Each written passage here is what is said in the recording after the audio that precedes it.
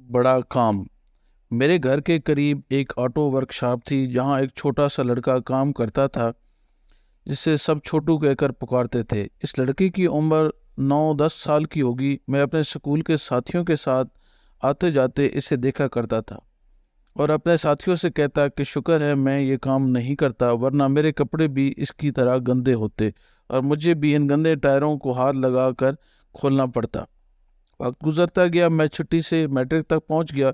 छोटू भी अभी कुछ बड़ा हो गया था और वो ज़्यादा एतमाद से काम करता था, मगर कपड़े अब भी वही मैले कुचैले होते थे। कभी कभार इसे कहता कि तुम अपनी ज़िंदगी बर्बाद कर रहे हो, काश तुम भी कुछ पढ़ लिख लेते और हमारी तरह साफ सुथरे रहकर माशरे का एक अच्छा फ़र्द बनते। छोटू हमेशा जवाब देता, आदमी पढ़ा लिखा हो या ना हो, सबसे बड़ी चीज़ इंसानियत और दूसरों के साथ हमदर्दी है। बहुत सारा वक्त गुजर गया। मैंने यूनिवर्सिटी से भी डिग्री हासिल की, इम्तियाजी नंबरों से पास हुआ था, इसलिए मुझे एक फर्म में बहुत अच्छी मुलाजमत मिल गई। मेरे वालिदैन ने मेरी शादी करा दी, मेरी 2 बेटियां हुई। मैंने अपने आप को बड़ा खुश नसीब समझता था और अक्सर इसका तज़किरा भी कर देता था कि इल्म ने मुझे नफ़ा दिया और आज मैं अपनी तालीम की वजह से अपने बच्चों की अच्छी परवरिश कर रहा हूँ। एक बार मैं अपनी कार में कहीं जा रहा था कि अचानक पंक्चर हो गया।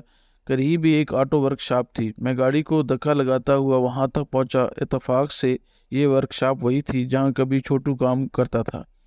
वहां एक कारीगर ने टायर खोला। एक शख्स पर नज़र पड़ी जो गैरेज का मालिक लग रहा था, मगर वो भी मैले कपड़ों में था।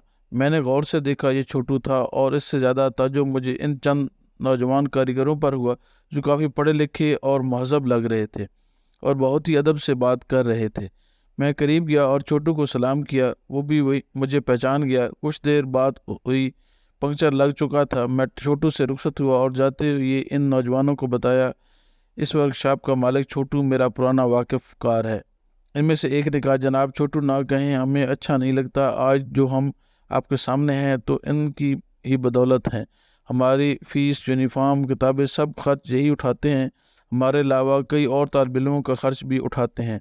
ये छोटू नहीं, ये तो हमारे लिए रहमत का फरिश्ता है। इनकी ये बात सुनकर मैं सोच में पड़ गया कि मैंने पढ़ लिख कर बड़ा काम किया या इसने दूसरों को पढ़ा लिखा कर बड़ा काम किया।